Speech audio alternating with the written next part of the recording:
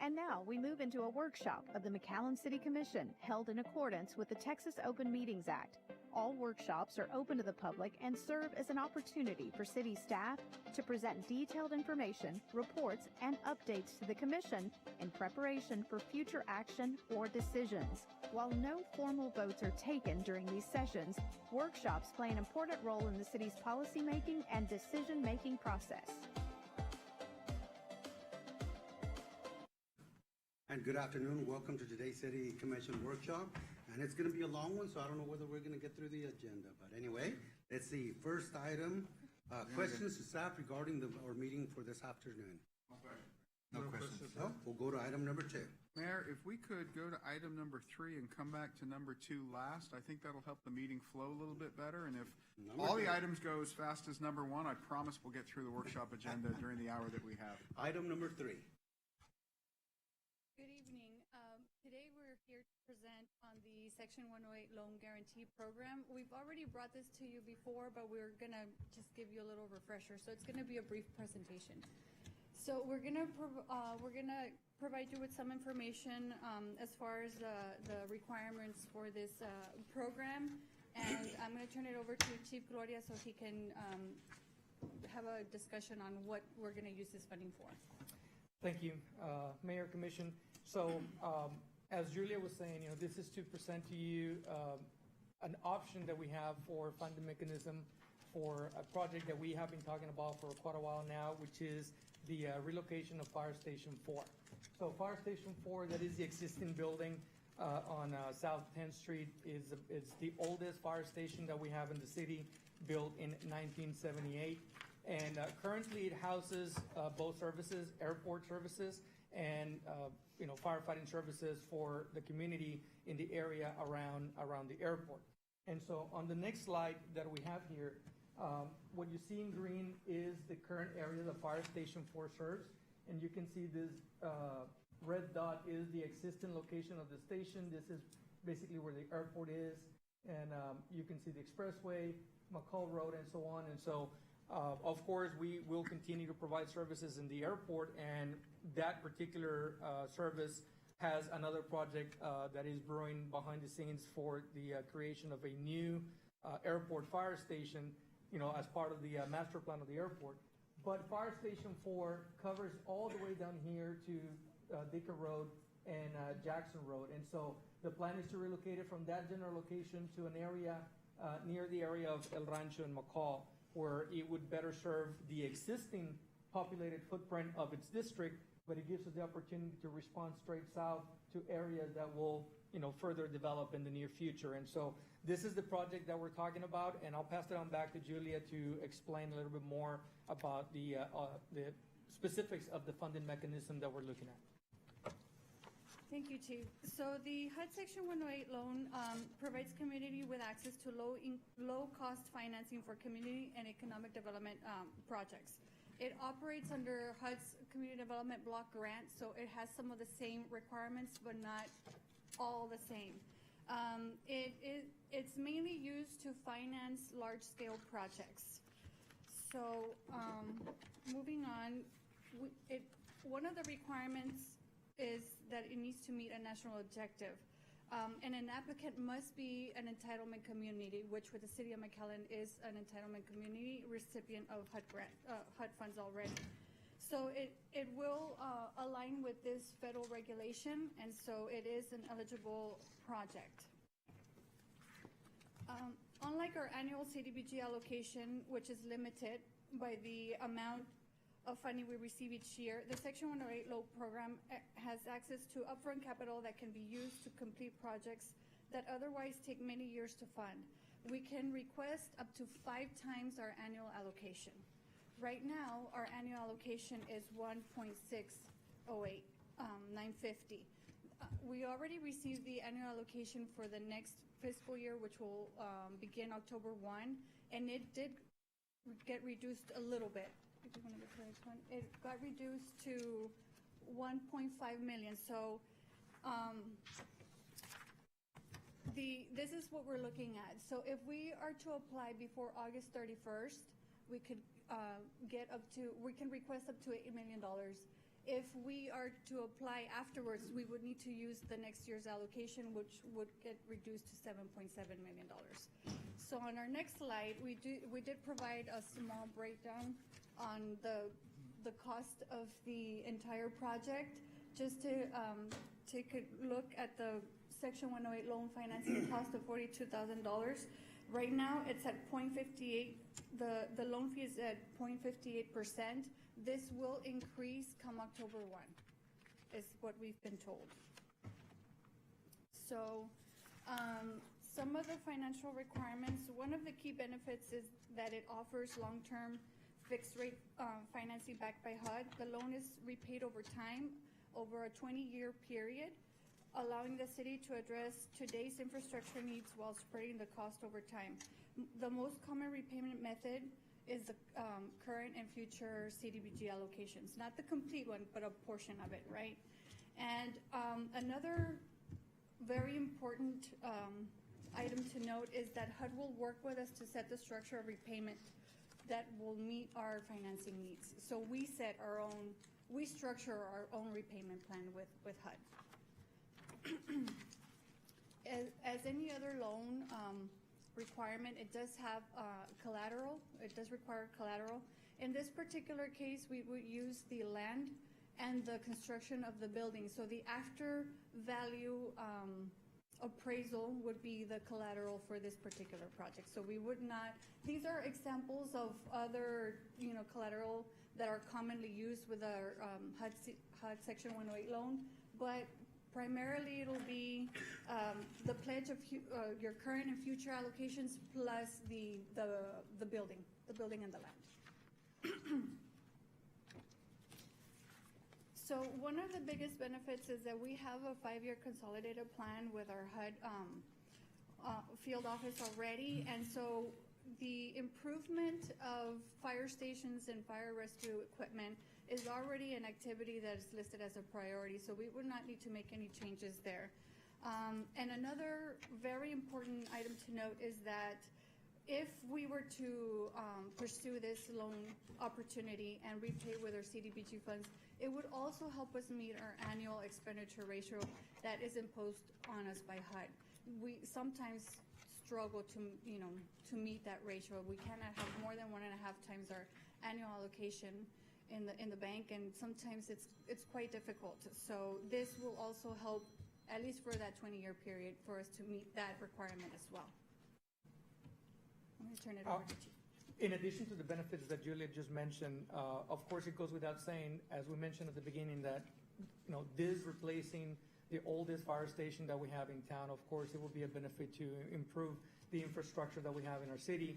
And by relocating it, as we saw on the map earlier, it gives us the opportunity to, like I said, be more centrally located within the currently, densely populated area, improving on response times. And like we mentioned, having a straight shot south all the way down to our city limits, it also gives us the opportunity to provide additional services to areas that are already part of our city, but that are, basically coming up for further development in the next years to come. And so those are additional benefits to being able to proceed with this project. So so we get a loan and we pay it with CDBG funds over the year. It doesn't affect our taxes at all. We benefit immediately by what you're talking about, better response time. It's towards the south. Correct. But we did number 8 in the north, and number south is underserved right now. That is correct. And so basically it's getting the new facility. This is an existing And if we crew. do it now, we get a better, I guess, loan amount instead of Correct. outdraws at first. Yeah. But what's the downside? Do we use up existing CDBG funding for our agencies by doing this? Our CDBG funding has a 15% cap for our public services, so we wouldn't touch that portion. It would come from the 65% that we normally use for infrastructure improvement projects, but it wouldn't be the full amount. It's just a portion of it. Our existing agencies that we fund through CDBG, will they be affected? No. No. That's the question. You are making a decision, though, about using those available funds for this project as opposed to anything else that might come up. Exactly. In other words, this would be the only project under this program. under this program? No, we would still be able to fund other construction programs. Well, but if Through we used it the up, same It- same 108? No, what they mean is, Oh, with the same 108, yes. Section, yes, Yes. so, This so, would- so you the only have- section 108 loan will only fund this project. Correct. The allocation of CDBG funding eligible for repayment would not No, I got be that. 100% captured. I got that. So right now, this is the only project we're looking to use this program towards. I guess an extension is, could we still be eligible for other projects that are in the CBDG area for a 108? Yeah, Yes? well, not through the 108. Not So this you only one. got one project for 108 and that's Well, it? because we're going to be using the available allocation. Oh, for the 108, got it. The other thing that staff hasn't mentioned, and I think we shouldn't overlook, is with the plans for expansion at the airport and our increased operations there, this also frees up the ARF. And so the fire station at the airport would then be able to focus on taking care of the airport and not be doing double duty, taking care of the airport and the community. The main question I had is back on your budget and the 42,000 on interest. I don't understand where you're coming up with that. Can you put that back up? Yes, I think that's possibly, that's the. What is the financing cost reference? Because that's not your interest rate. No, that's the loan. That's just the initial I don't know, cost of the closing loan. costs. The loan fee. Like a origination loan fee? Mm-hmm. Okay. So what's, and the interest is whatever the T-bill is, more or less? Well, the interest, based on what you said, it's going to be just I over, provided you guys with a fact sheet. it's going to be just over 4%. So you got about 320 to 350,000 a year in interest carry through this loan program for the 8 million, if that's what we use. So y'all have made the determination that that's worthwhile to do for the project. We get a little over $1 million a year, so. I'm sorry? We get a little over $1 million a year allocation right now. So that would be, we would still have some for the social service agencies, for CDBG administration, and then maybe a couple of other city projects. Like we fund now, we currently fund drainage, parks, and other city school projects. So it would reduce that amount for those projects, but it would also help, like she mentioned, with the timeliness test every year. So it'd be set. That we struggle to meet. should we use all of the allocation for this? Is a question. do we have other projects that we need it for? the funding would barely cover the fire station, and one thing that we haven't emphasized too much, Tony, was on the slide, but we didn't verbalize it, is the ability to be able to get the apparatus. Yeah, hang on, Chief. The answer to your question is yes. Of course there is. There are always other projects we can fund. Julia, explain to the commission our ratios and the struggle we have to spend money. And so the reason we're comfortable using the entire allocation here is it'll soften another challenge that we have. So on an annual basis, the award that we get with HUD, it fluctuates. It's a formula grant, so sometimes it increases and sometimes it decreases. But it has been quite difficult to spend at least the 65% that is designated for construction, because oftentimes some of those construction projects that, first of all, we're limited to the area that we can serve. So sometimes staff needs to get really creative with the types of projects because it's only in certain eligible areas. It's not citywide. So that's one problem. The other problem is that some of the projects do sometimes take time when it comes to design, then procurement, and then to be carried out underway, right? So every August the 2nd, HUD goes into our system to do a test. They call it a timeliness test. And we can, at that point, we can have more than 1.5 times our annual allocation. Right now, we're at 1.62. And we got our funding in October. Well, we could start in October. We actually didn't receive our funding until February, but the timeliness test does not change. The date is always the same. Years ago, when I first started working with the city, we were behind a few years, and then COVID hit, and then it became even harder to spend that money. More so because it's only designated for certain areas. So this would help meet that timeliness ratio as well, because if HUD sees that we are not spending that money, then it's just gonna continue to get reduced and reduced and reduced. And we wouldn't wanna lose that For then, opportunity. if we don't spend it, we don't need it. Exactly. So I'll send you less. Yeah. Yes. But one of the things that I see here is that $2.5 million worth of the 8 million is not for the brick and mortar and design and construction. It's for vehicles and other uses that can be used all over the city, you know, that it needs for emergencies. So that's also the good part of it, that we know what a fire-engine truck costs, which is, you know, that, $1,250,000.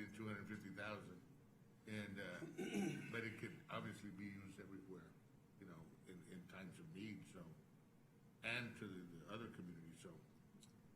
Not all the $8 million is just for brick and mortar for a new fire station, for other things that we need in our system. Like 1/3 is for. Yeah. You know, and we're blessed that our city, should there be a different project that we need to do, we have different resources to allocate. And I mean, I think if you all don't deal with the HUD thing, you have to spend it, Otherwise, there's issues, and that's what they're talking about. I think if we can do it, help the South needs as much help as possible. It hopefully will help with their insurance and those rates and everything, so. Yeah, and I will say that in order for us to grow to the south, where you're saying that we're gonna be able to cover all the way to Dicker Road, we need to be able to have sewer in that area.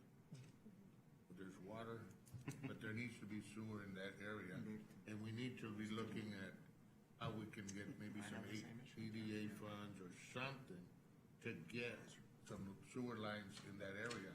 Because it is in our city limits, and it's ad valorem taxes that we could be generating there. But without sewer, that area does not grow. Yes, sir. Okay?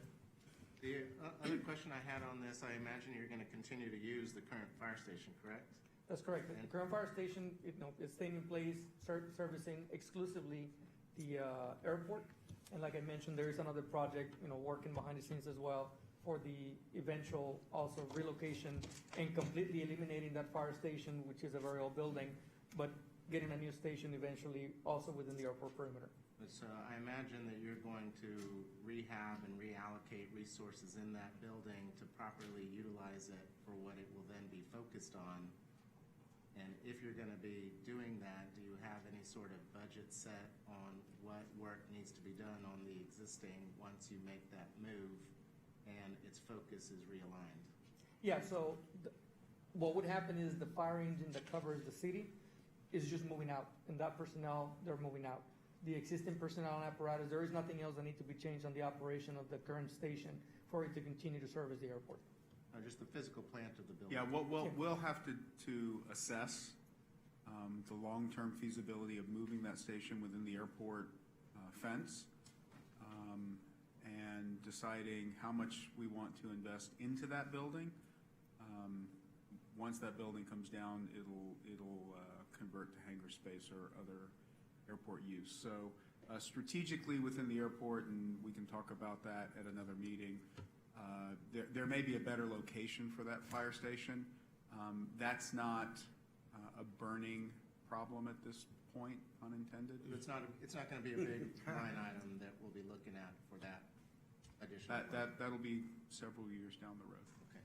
But you're still gonna need 3 shifts to fill it, right? The ARC, once it's separated out? Yeah, but that's still It's already being there. covered. All that's being covered. That's already been considered? Yeah. All right, so the other question I have, just refresh my memory, we've already acquired the property to place this new station? No. No? Trial set for October. Excuse me? Trial is set for October. Oh, that's right, I forgot about that. And then the second part was,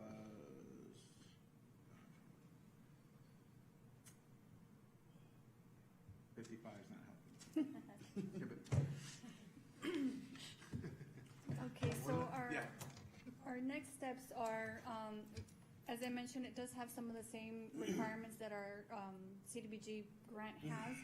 So we would need to publish and have a 30-day comment period with 2 public hearings. So we need to meet our citizen participation plan We also need a resolution approval by the city commission, which we do have an action item in our upcoming meeting this evening. And then after that would be the submission of the application. I remember historically, how have we financed when we did a renovation or this redevelopment of Station 2 and renovation of 3? How do we finance? Anybody remember? I think we spent cash. That's what I thought we did. And the only reason why this project is eligible for this loan program is because of the Location. Yeah. Okay. What is the timeline, more or less? When you, let's say we get the resolution approval, you do the application, we get it, when do you think we're gonna break ground, when it's gonna be finished? Because government's in about 5 years. Theme of the day, Mayor. So the application, the good thing is that while we're under the public comment period, the HUD headquarters staff will be looking at our application. So by the time the 30 days are up, they'll already have helped us at that time strengthen our application so that it's ready to submit at that time. What will take a little bit longer will be the underwriting, and that will be, a few months process. So hopefully sometime end of next year, we'll be able to break ground. 2026. It should give Austin just enough time to get to trial. Yes. Good, all right, thanks. Excellent, thank you so much. Thank you so much. Thank you. Okay, we'll go back to item number 2. If we could go to item number 4, Four. Mayor, we got Yeah, that'll be, an airport update. okay, item number 4.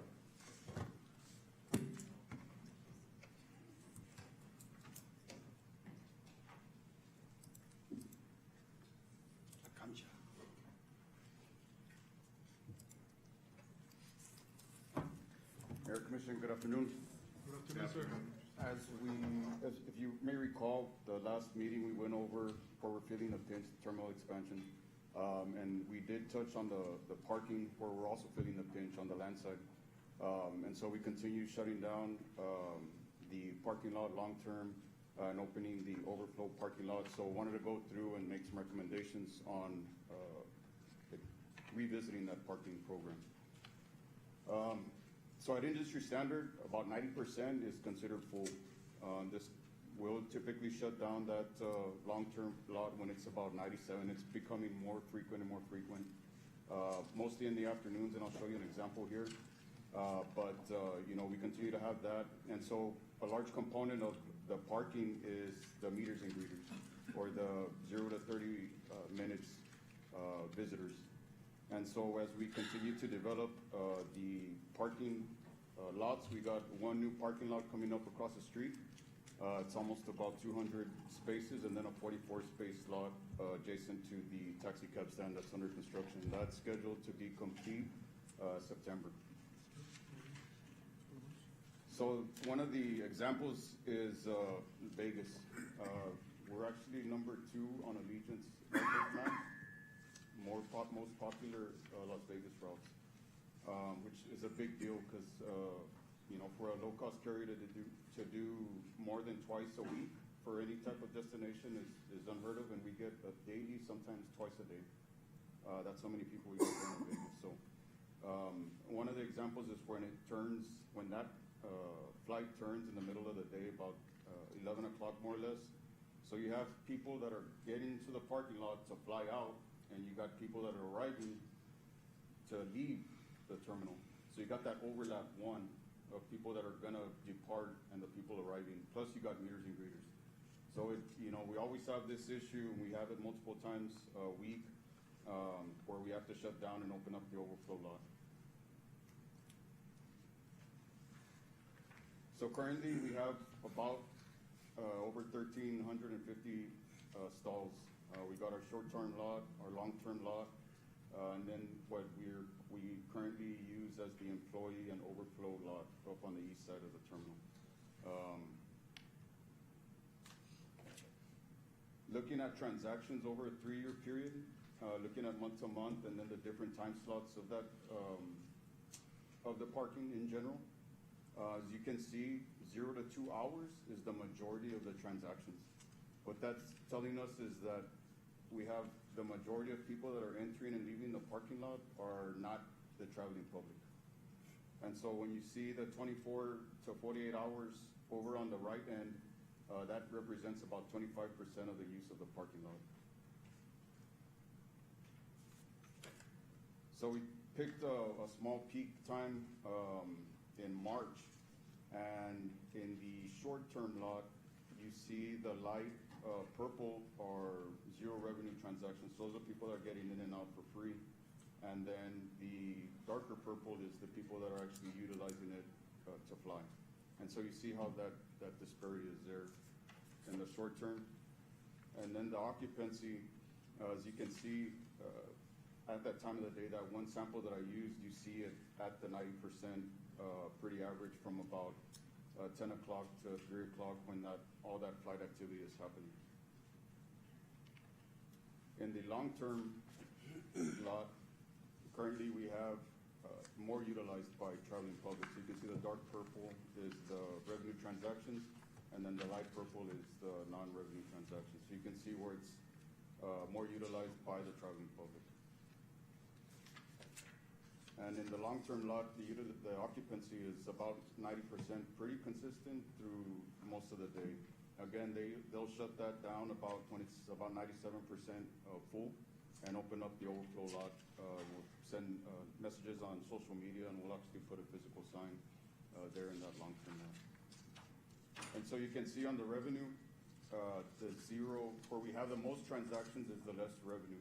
And where we have the least transactions, it's the most revenue. And so that's where you can see where it's upside down, where the parking lots, are being heavily used by meeters and greeters. And so as we continue to grow and as we continue to implement, we've got to take a look at whether we're going to put the emphasis on the traveling public or the meters and greeters. And so there is some recommendations that we're looking at that I'll present to you here.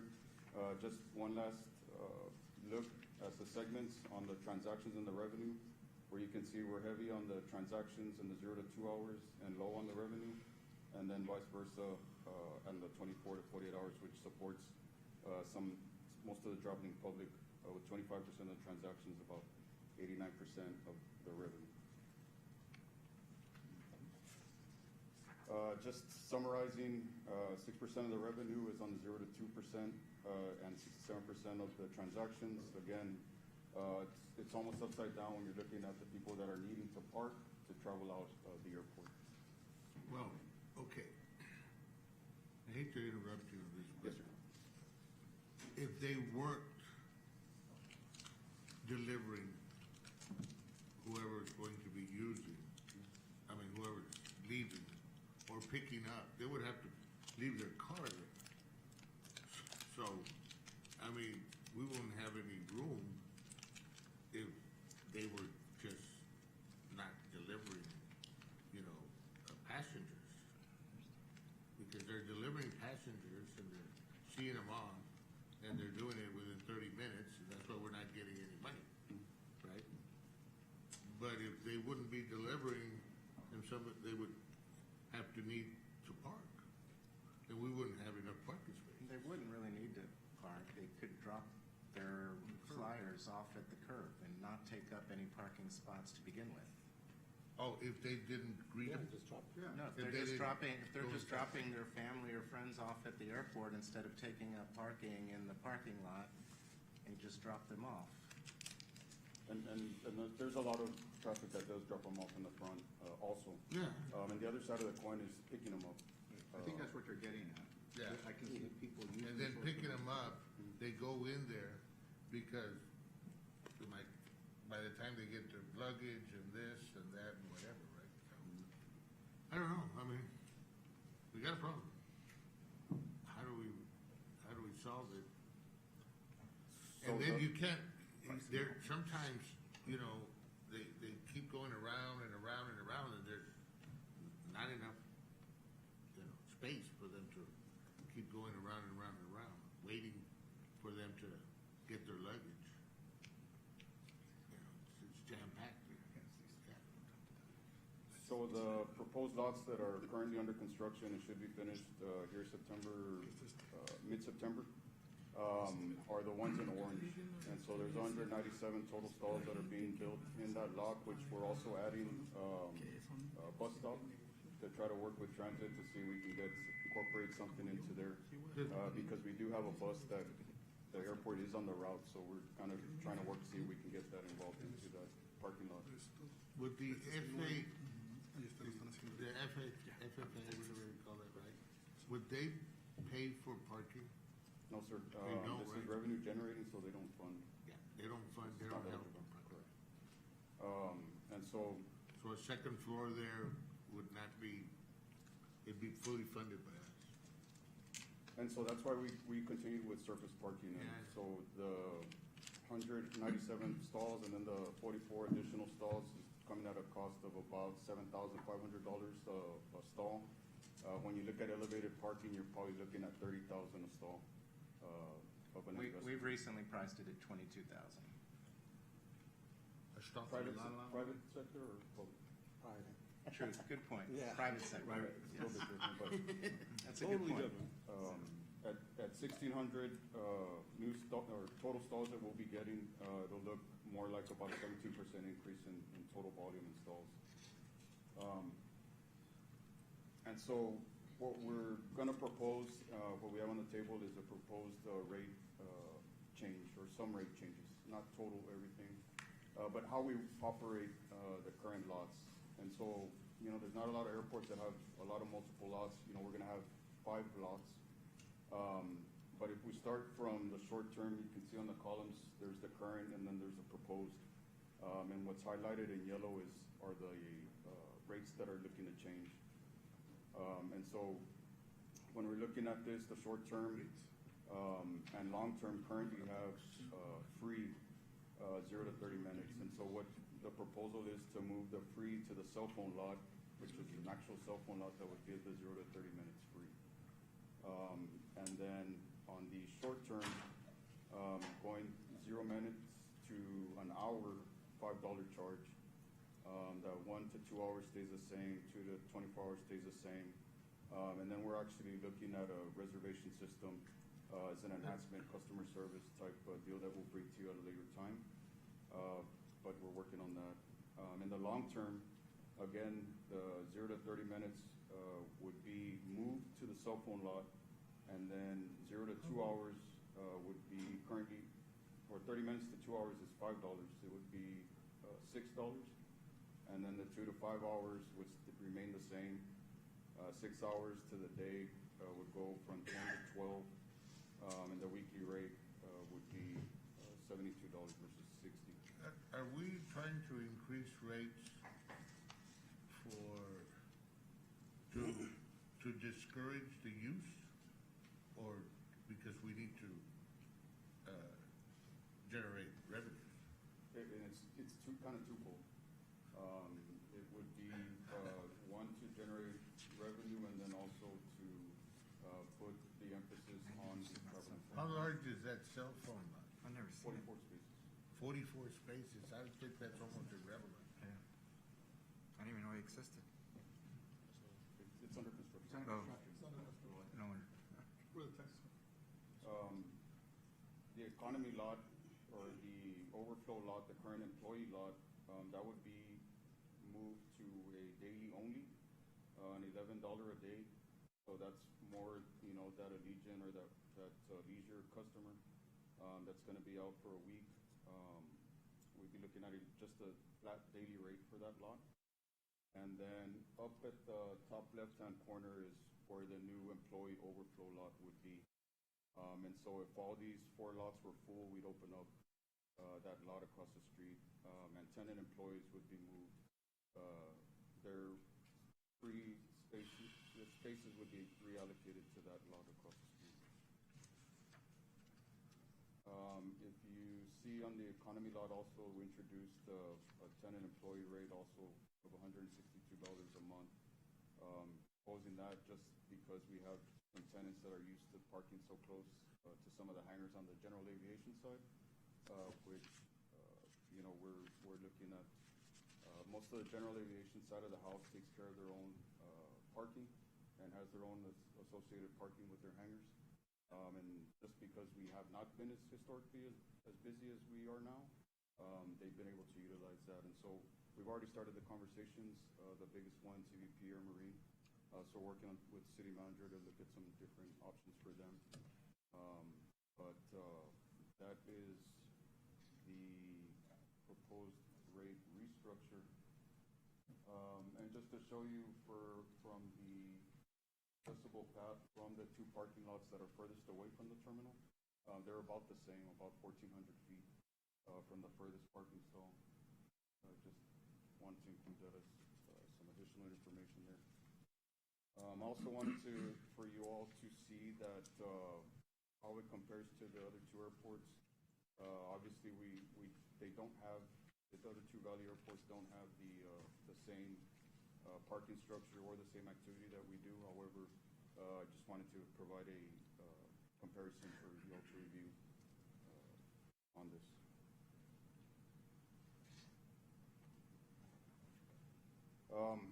The timeline that we're looking at, which today's the presentation of this information, we're seeking some direction from Mayor and Commission on this proposed rate restructure so that we can start advertising and letting our flyers know for a projected start date of November 1st.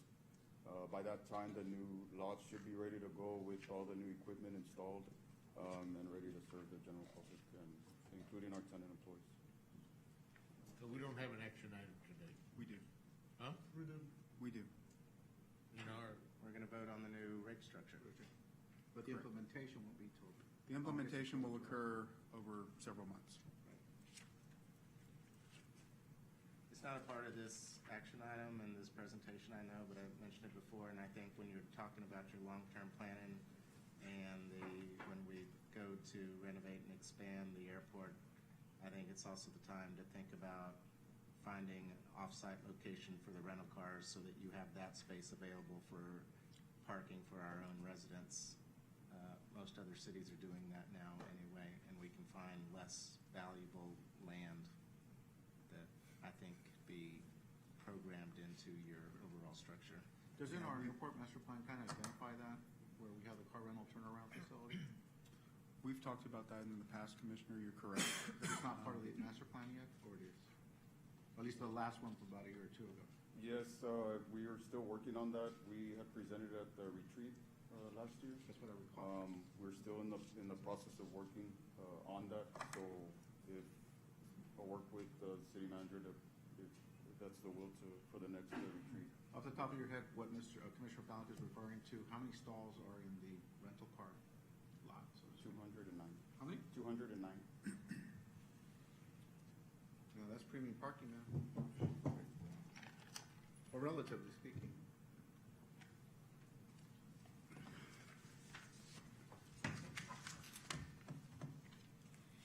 Any other questions about this Any one? other questions? Thank you, Mr. Self-Support.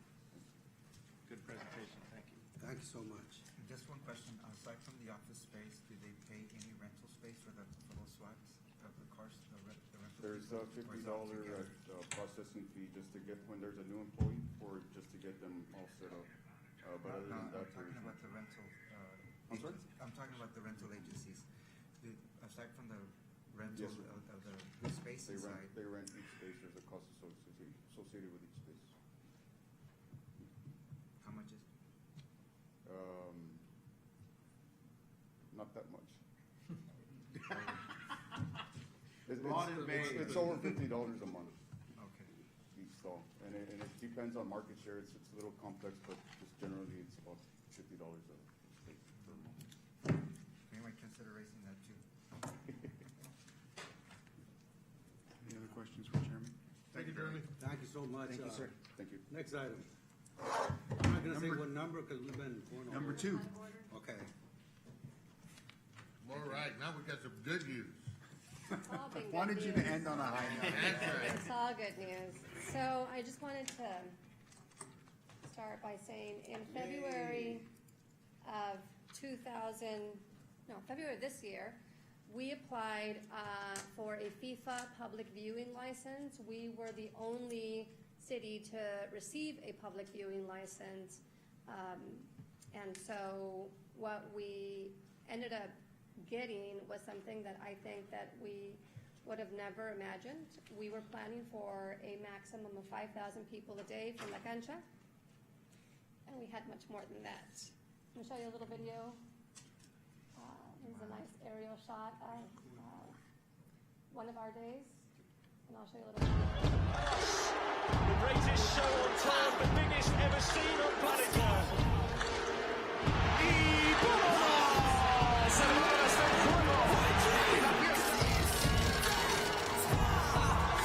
The world came alive for the game, and the city of McAllen welcomed it all. We are here at La Cancha, McAllen, Texas. Woo-hoo-hoo! Let's go USA!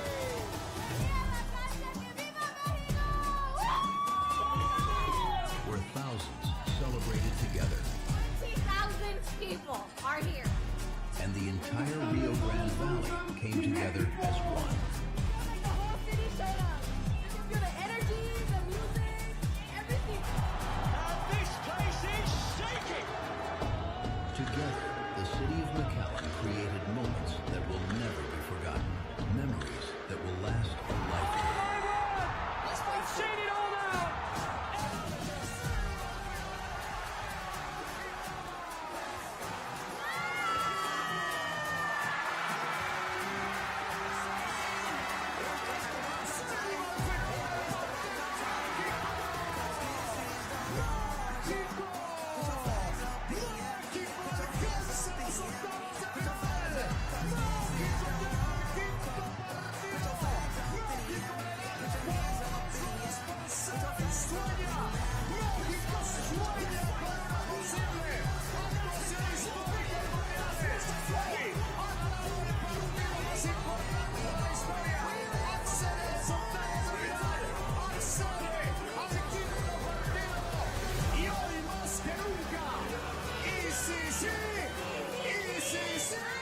And when a city comes together, the impact reaches far beyond the game.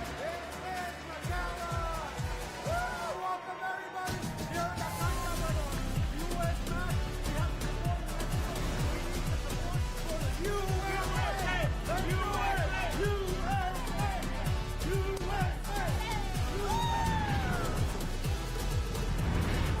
So we rise to the end. We got a dream till we dream till we win. Give me the cup, the championship. Told 'em I'm bringing it back to the crib. Todo el mundo mirando. It created opportunity, supported families, and strengthened our community. Everyone is out here, family, friends, and kids. This is what the city of McAllen is all about. I can really feel it. It's really packed, and it's really, I can feel the tension coming up, and I think if we score goals, we'll get it today.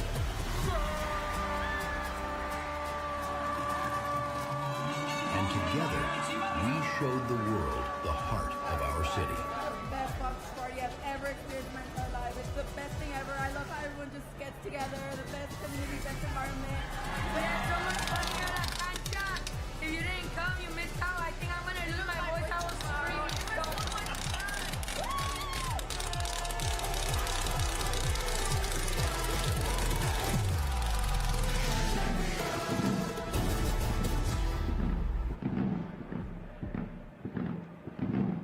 So, 55,000 people had the opportunity to watch this game wherever they wanted. They could have watched it at home, they could have watched it at a restaurant, they could have watched it at a bar, they could have watched it on their phones. They chose to watch it with us at the McAllen Convention Center. And I want to introduce the team that, or part of the team that made that magic happen.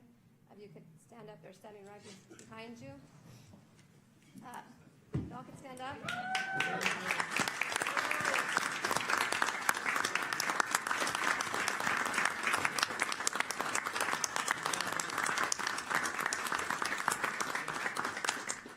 I think that this event really gave our team the spotlight, but they do this day in and day out.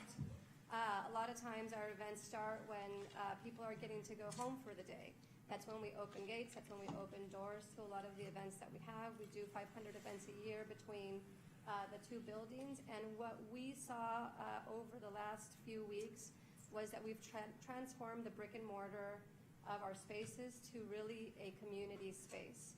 We've really been able to get to that third place, right? We go home, we go to work, and the convention center district has been that third place, that sense of community where people feel safe, where they know that they're going to experience something memorable.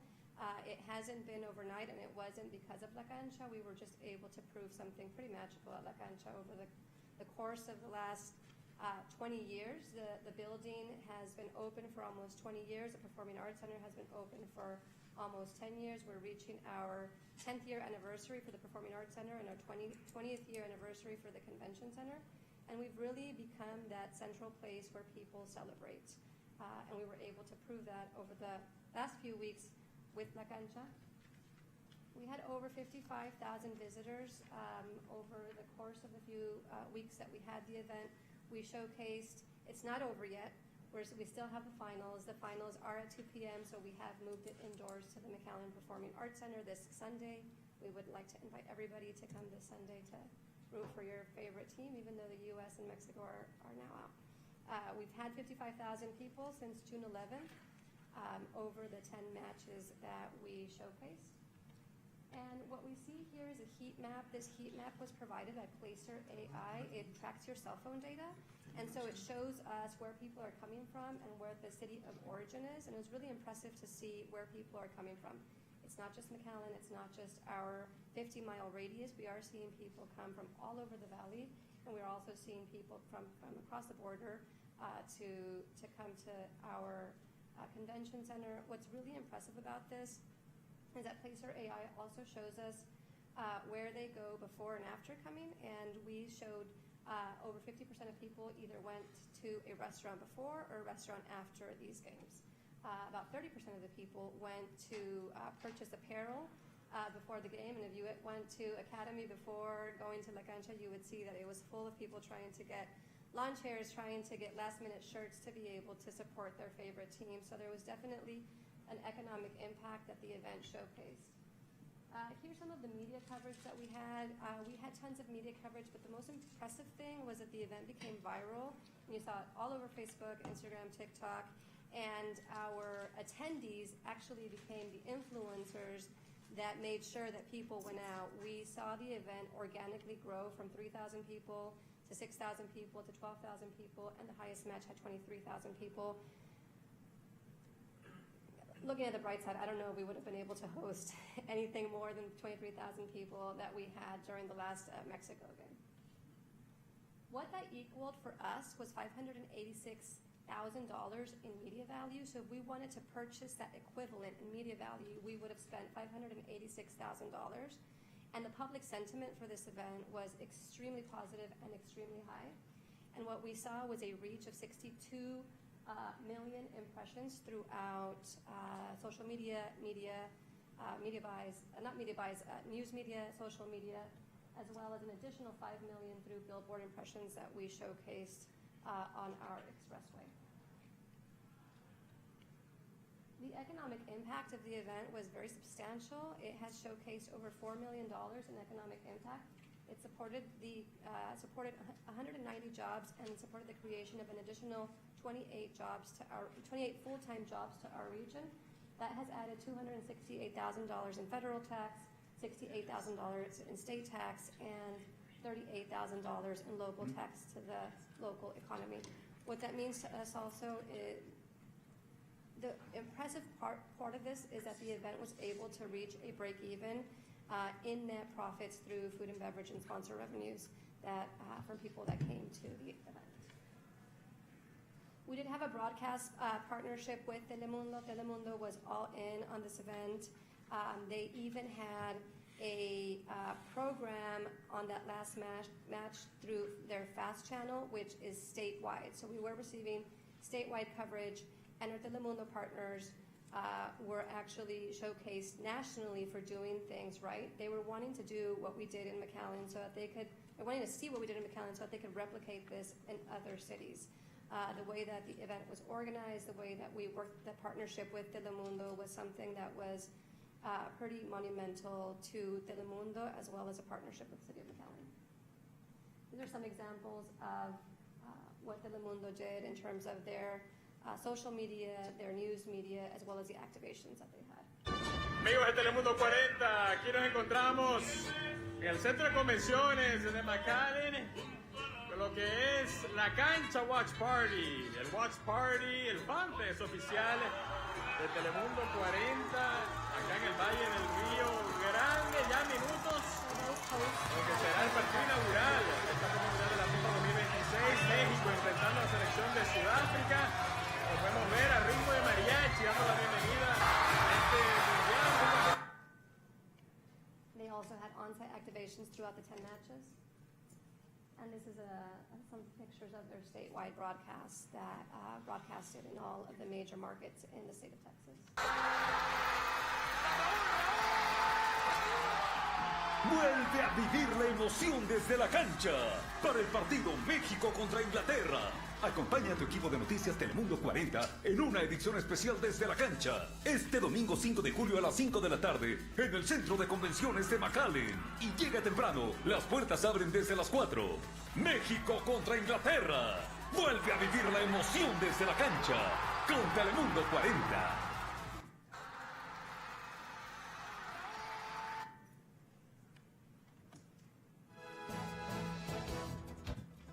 Y bueno, estamos muy, pero muy emocionados esperando el encuentro entre la selección mexicana contra... So that's just a little bit of what we were able to showcase. I think that, like I mentioned, we're able to become that third place. We're not creating culture in McAllen, we're just providing a space and opportunity for culture to express itself.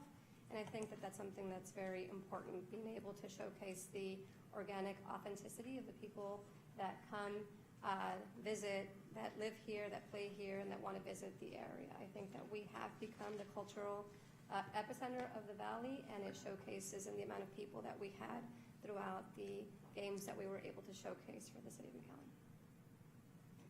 It is just amazing. It was just amazing to the whole group, to yourself, the group, everybody.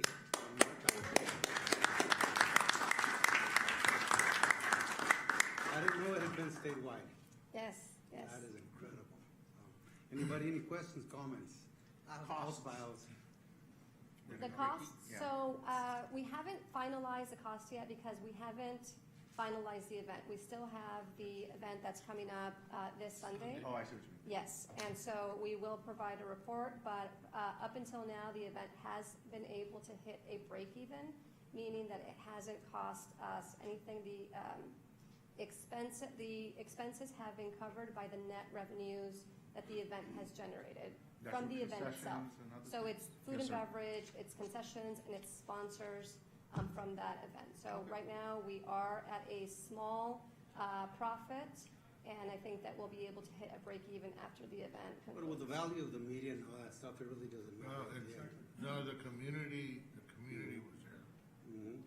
It was a beautiful event. We have seen, I think, a positive return on investment with $4 million in economic impact to the region, as well as the media value, and the positive sentiment that the event brought to the area. Oh, yeah, but, the pride was there. The pride, even in the courthouse, people talking about La Cancha.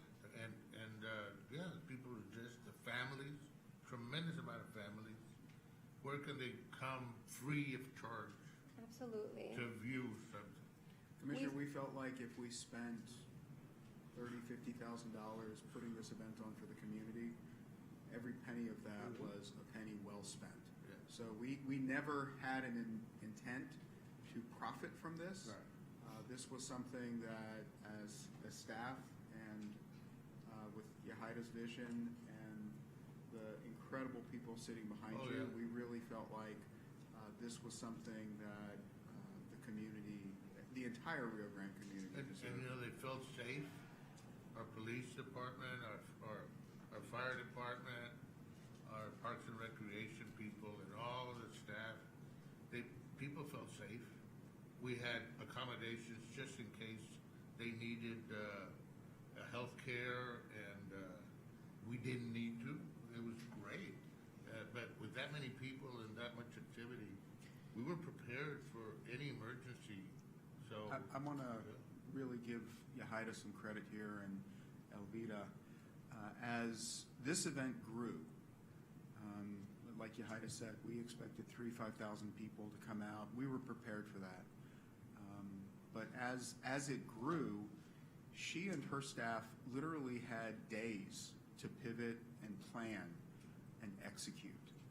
And Commissioner, to your point, it was absolutely flawless. Remember, they wanted to change the hour, you know, for the last game. Yeah, one thing I'll say. And, you know, it was incredible.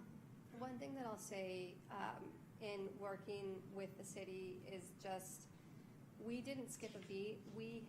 When the event grew, we brought in a lot of different departments. We had Public Works, we had Parks and Recreation, we had Fire, we had Police.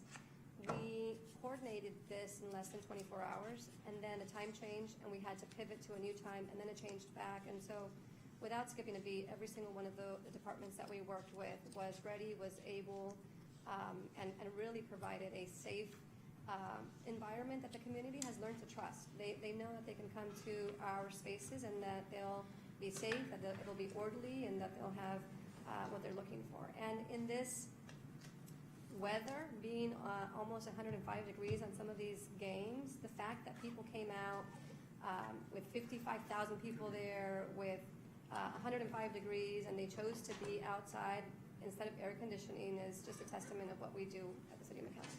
LNF distributors, Canes, and the soft drinks, and everyone that came, and oh man, they helped tremendously, and you know, it was just absolutely. I'm glad it was there. You know, you had a lot of people were like, they were really amazed and they were happy because we didn't put stop to. You told them they can bring their own waters, bring their own sandwiches, whatever they wanted to bring in. So they were like, wow, you know, nobody's gonna let you do that because you know everybody wants to make some money. But everybody was really happy. I was at the soccer shop in Lamont. That's how you heard La Cancha and all this, and I want to share it. And they were always running out of shirts, so. But Everybody ran out of shirts. Everybody ran out of shirts. But it was awesome. A lot of people that just were happy, and it was amazing. I think it was important for us to make that pivot and make sure that the community was able to come and enjoy it for free, and that they did not need to purchase waters or anything at the facility. It was amazing, and I always say, I'll put up our team against anybody. Yep. Anything else? Let's go. Mayor, if we want to recess to executive session and give staff 10 minutes to break this room down and set up for the regular meeting, we can do that.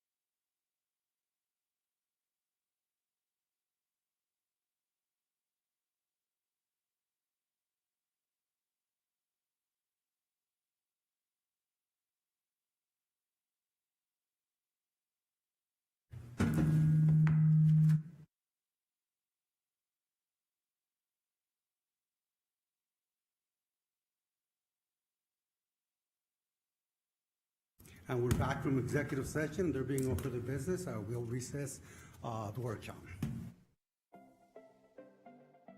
This concludes the workshop of the McAllen City Commission. Workshops are held on the second and fourth Monday of each month at 4 p.m. in the City Commission Chamber, located on the third floor of McAllen City Hall. The public is always welcome to attend or view online. Thank you for staying informed and engaged with the City of McAllen.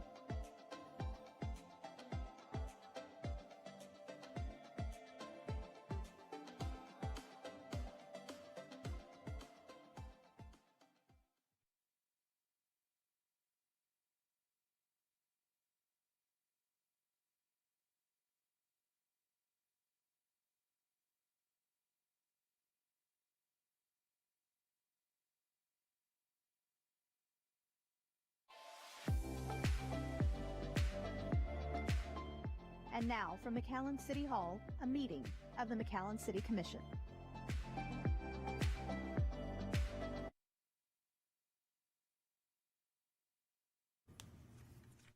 And good evening, everybody. Welcome to tonight's City Commission meeting. We'll begin with a Pledge of Allegiance, followed by an invocation by Commissioner Joaquin Zamora. I pledge allegiance to the flag of the United States of America and to the republic for which it stands, one nation, under God, indivisible, with liberty and justice for all. If you could remain standing, bow your heads. Heavenly Father, we come to you today asking for your guidance, wisdom, support, and discernment as we begin this meeting.